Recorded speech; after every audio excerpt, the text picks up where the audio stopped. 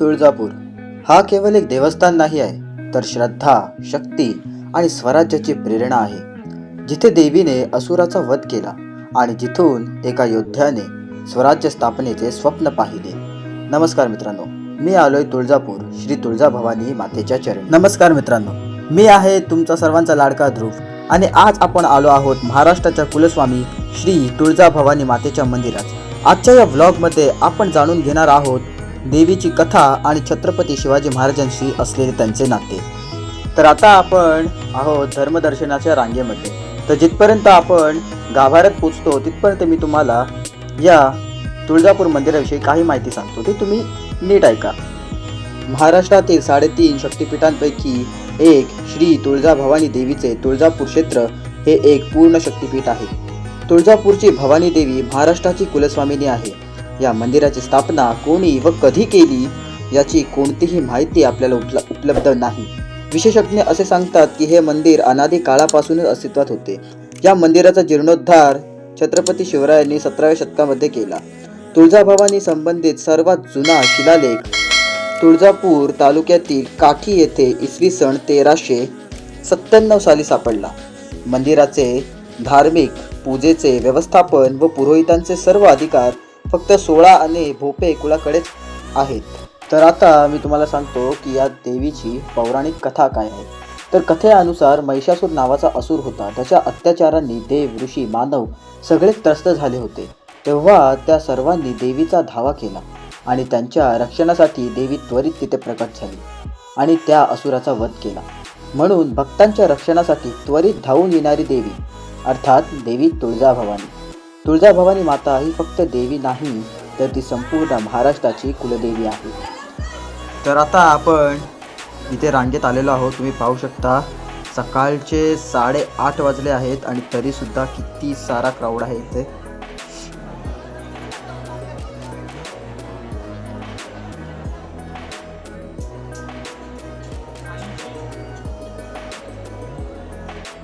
तर आता नॉर्मल दिवसांमध्ये जर इतकी गर्दी आहे तर तुम्ही विचार करा की जेव्हा नवरात्र उत्सव असेल तेव्हा इथे किती गर्दी असेल. मित्रांनो पाहू शकता आमच्या मागे सुद्धा किती सारी पब्लिक आलेली आहे आणि रांग आता पुढे सरकत नाही आहे, खूप हळूहळू सरकते आहे.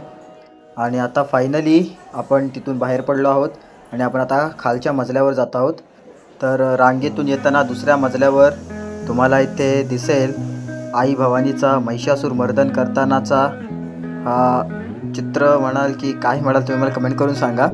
आणि लगेच पहिल्या मजल्यावरती तुम्हाला हा पाहायला मिळेल जिथे आईने आपल्या छत्रपती शिवरायांना त्यांची भवानी तलवार दिली होती. तर आता आपण गर्भगृहाकडे आलेलो आहोत. तुम्ही बघू शकता माझ्या मागच्या बाजूला किती गर्दी आहे ती. तर तुम्ही इथे पाहाल तर इथे पिलर्सवरती तुम्हाला इथे शिल्प पाहायला मिळते. बघा काय कला असेल. आणि आत्ताच्या घडीला हे असे शिल्प कोणीही बनवू शकत नाही, कोणताही इंजिनियर नाही बनवू शकत. तर तुम्ही विचार करा त्या काळात जेव्हा हा मंदिर बांधला गेला तेव्हा कोणत्या प्रकाराची टेक्नॉलॉजी यूज केलेली असेल. मित्रांनो तुम्ही बघू शकता इथे हा शेषनाग आहे इथे. आणि जस्ट विचार करा ना, म्हणजे बरेच लोक असे म्हणतात की आपला भारत जो होता तो अडाणी होता, परंतु जर तसं असतं तर मग आपण इतकी महान अशी मंदिरे कशी उभारली असेल आपल्या लोकांनी. थोडा विचार करा.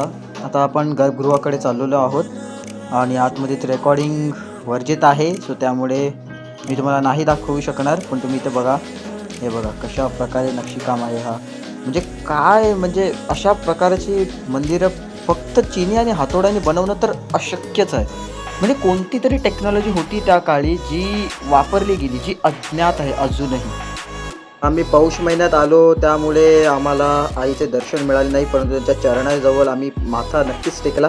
आईची होती ती झोपलेली होती, ती 28 डिसेंबरला उठणार आहे. तर तुम्ही 28 डिसेंबर नंतरच जर कोणी जाण्याचा प्लॅन करत असेल तर 28 डिसेंबर नंतरच जा. तर चला आता मी तुम्हाला या मंदिराची वैशिष्ट्य सांगतो आणि छत्रपती शिवाजी महाराजांचा असलेला संबंध सांगतो. मंदिरात प्रवेश करण्यासाठी 2 मोठी प्रवेशद्वारे आहेत.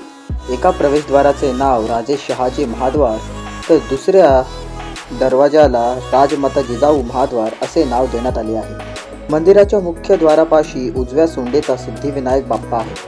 तेथेच आदिमाया आदिशक्ती व अन्नपूर्ण देवीचे मंदिर असून श्री दत्त मंदिर, श्री नरसिंह मंदिर, श्री यमाई मंदिर, जेजुरीचा खंडोबा अशी मंदिरे आहेत. ही मंदिरे लक्ष वेधून घेतात. या मंदिर शृंखलेतील श्री यमाई देवी स्थान जागृत मानलं जातं. यमाई देवीचे मूळ स्थान सातारा जिल्ह्यातील औंध या गावी असून यमाई देवीला तुळजाभवानीची मोठी बहीण मानली जाते. श्री तुळजाभवानी देवीची मूर्ती भारतातील एकमेव चलमूर्ती आहे.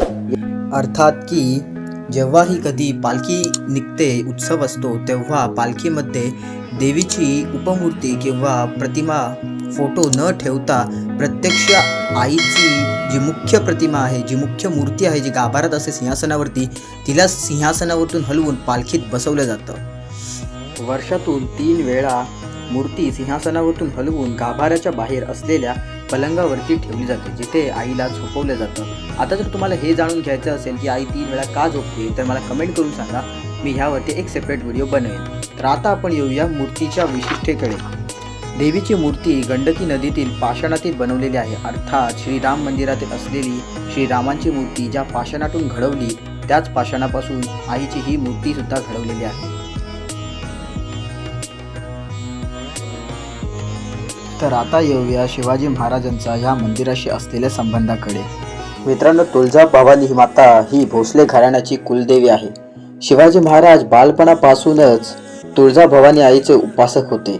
स्वराज्य स्थापनेपूर्वी त्यांनी इथेच येऊन देवीची प्रार्थना केली होती आणि असे सांगितले जाते की देवीने त्यांना प्रत्यक्ष दर्शन देऊन त्यांची भवानी तलवार महाराजांना स्वराज्य रक्षणासाठी दिली होती.